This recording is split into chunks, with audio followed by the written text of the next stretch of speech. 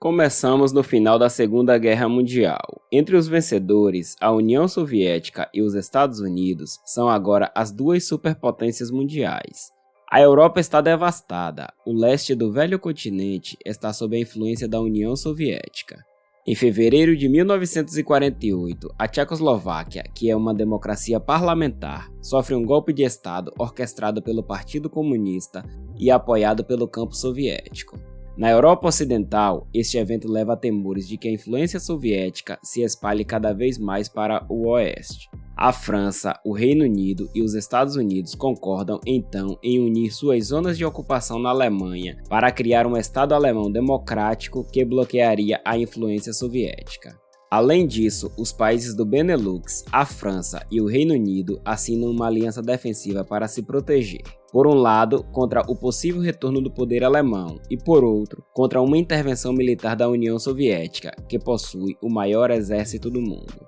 Os Estados Unidos, por sua vez, oferecem créditos à Europa por meio do Plano Marshall para acelerar a reconstrução e conter a disseminação do comunismo. As tensões aumentam e o continente é dividido pelo que é chamado de Cortina de Ferro. É o início da Guerra Fria. A União Soviética se opõe à criação da Alemanha Ocidental, organiza um bloqueio à Berlim Ocidental, que está sob o controle do Ocidente. As tensões aumentam ainda mais. Desta vez, o Reino Unido secretamente inicia negociações com os Estados Unidos e o Canadá para estabelecer uma aliança defensiva comum. Em 4 de abril de 1949, em Washington, 12 países assinam o Tratado do Atlântico Norte, também conhecido como Tratado de Washington, uma aliança política e militar, cujo ponto central é o artigo 5º, que garante a defesa coletiva de cada um dos países membros. As partes concordam em que um ataque armado contra uma ou várias delas na Europa ou na América do Norte será considerado um ataque a todas. Os territórios dos países signatários ao norte do Trópico de Câncer são afetados, incluindo os departamentos da Argélia Francesa, Chipre e Malta, que são colônias britânicas. A Organização do Tratado do Atlântico Norte, ou OTAN, é assim criada. A Europa Ocidental está agora oficialmente sob a proteção dos Estados Unidos, que é a única potência nuclear. Mas, em poucos meses, em 29 de agosto de 1949, a União Soviética testa sua primeira bomba atômica. Na Ásia, os Estados Unidos e a União Soviética não chegam a um acordo sobre o status da Coreia, que está dividida. Em 28 de junho de 1950, o exército norte-coreano, apoiado pela União Soviética, invade a Coreia do Sul. Em resposta, uma força internacional da ONU, sob o comando dos Estados Unidos, contra-ataca. Os Estados Unidos estão fortemente envolvidos nesta frente e temem que a União Soviética aproveite a situação para lançar um ataque semelhante contra a Alemanha Ocidental, que não é membro da OTAN e não tem permissão para se rearmar desde o fim da Segunda Guerra Mundial. Os Estados Unidos querem autorizar o rearmamento do país o mais rápido possível, mas França, Bélgica e Luxemburgo, que foram todos invadidos pela Alemanha nas duas guerras mundiais, se opõem.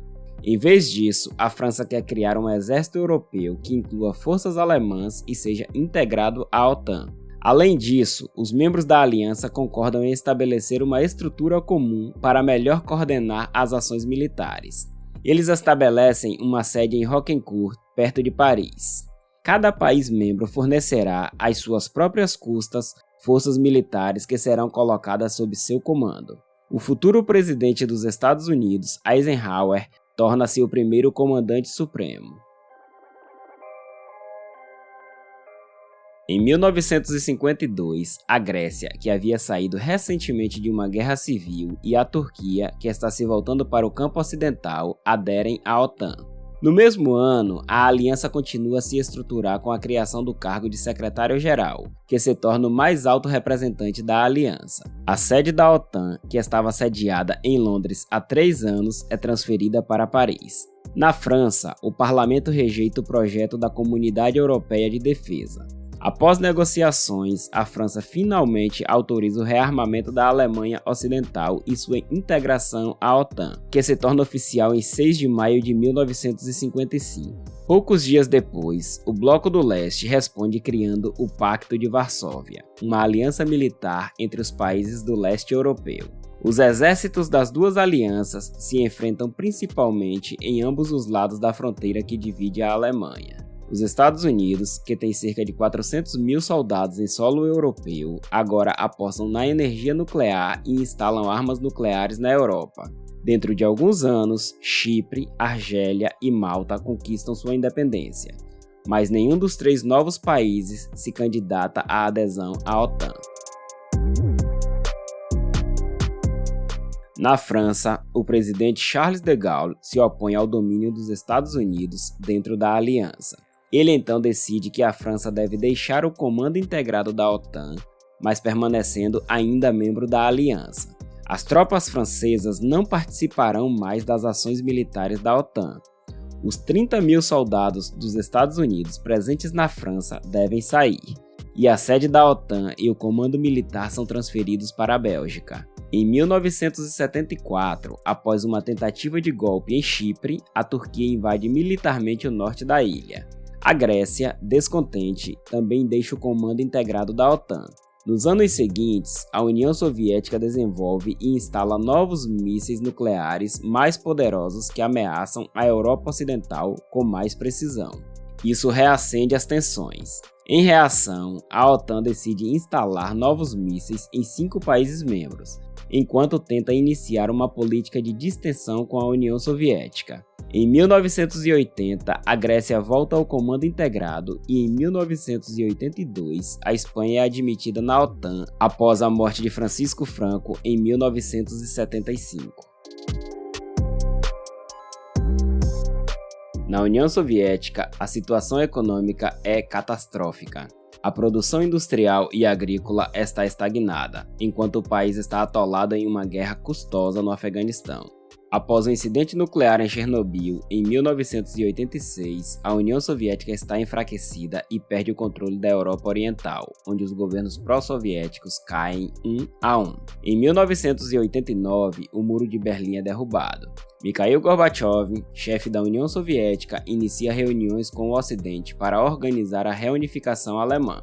Gorbachev quer que a Alemanha seja neutra, enquanto o Ocidente quer que ela seja membro da OTAN. Começam então longas negociações durante as quais o Ocidente promete verbalmente não estender a OTAN uma polegada para o leste em uma Alemanha reunificada.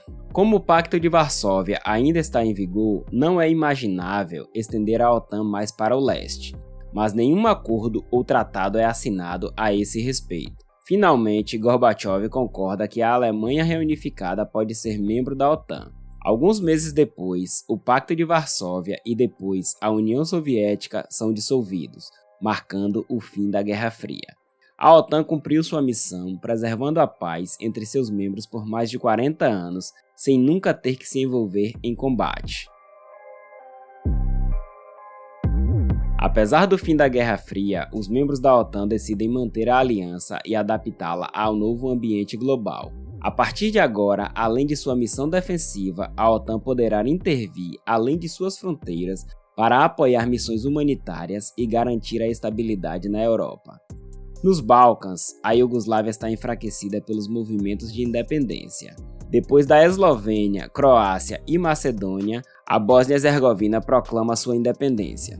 Mas o novo país é povoado por uma grande minoria sérvia que proclama sua própria independência e inicia um cerco a Sarajevo. A ONU pede então à OTAN para patrulhar o Mar Adriático para impor um embargo de armas contra a Iugoslávia, que está apoiando a minoria sérvia bósnia.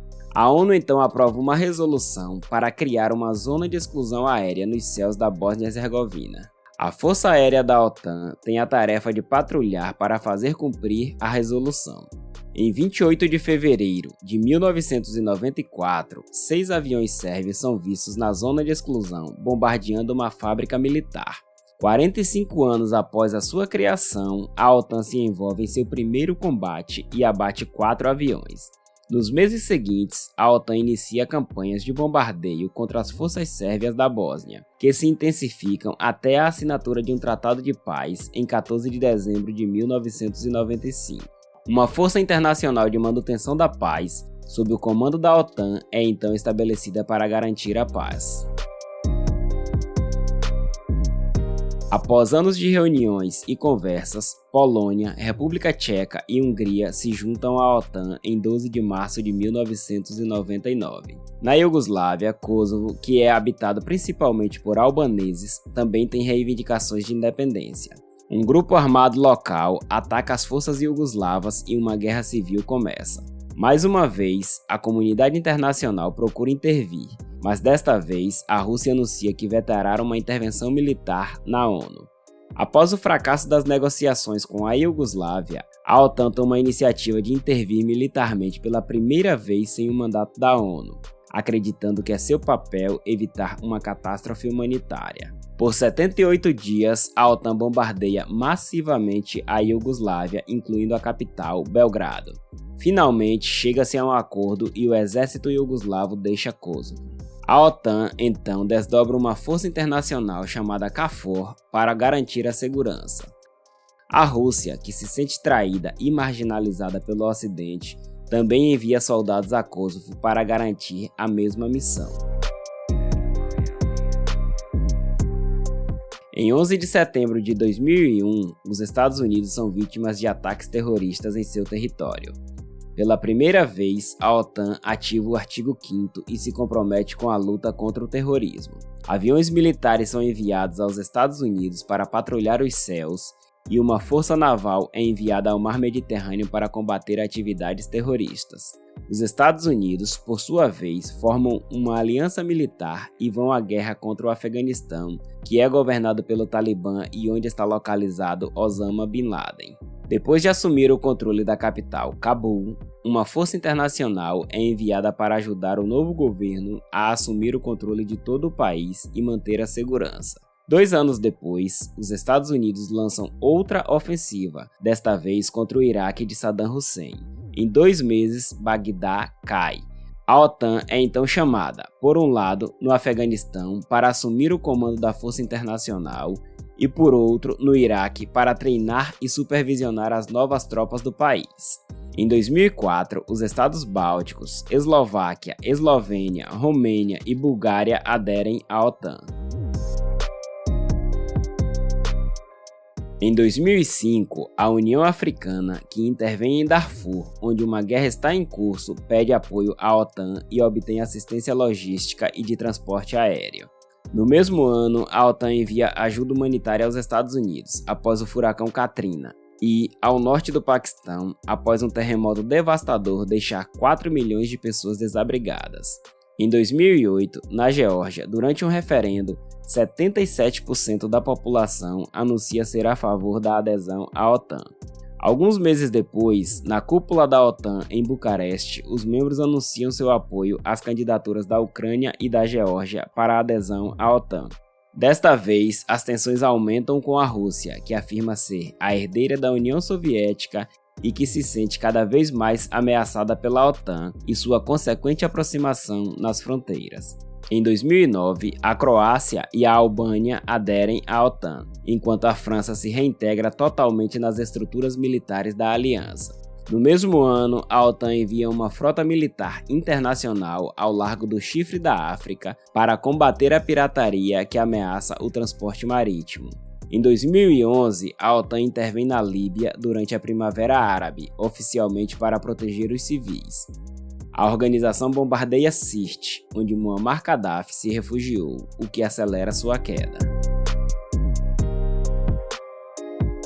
Em 2014, na Ucrânia, as manifestações pró-europeias se transformam em uma revolução. O governo pró-russo cai e o país fica dividido entre apoiadores pró-russos e pró-europeus. A Rússia aproveita o caos para anexar a Crimeia. Em resposta, a OTAN suspende toda a cooperação com a Rússia. Além disso, a OTAN envia tropas para a Estônia, Letônia, Lituânia e Polônia. Em 2017, Montenegro adere à aliança e em 2020, a Macedônia do Norte se torna o 30º membro da OTAN. No ano seguinte, em Bruxelas, os membros da OTAN reiteram seu desejo de integrar a Ucrânia na aliança. No Afeganistão, a força internacional deixa o país sem ter conseguido derrotar o Talibã, que recupera o controle do país após 20 anos de uma guerra muito custosa. No final de 2021, Vladimir Putin apela à OTAN para negociar o fim de sua expansão para o leste. Sem resposta, em 24 de fevereiro de 2022, ele decide invadir a Ucrânia.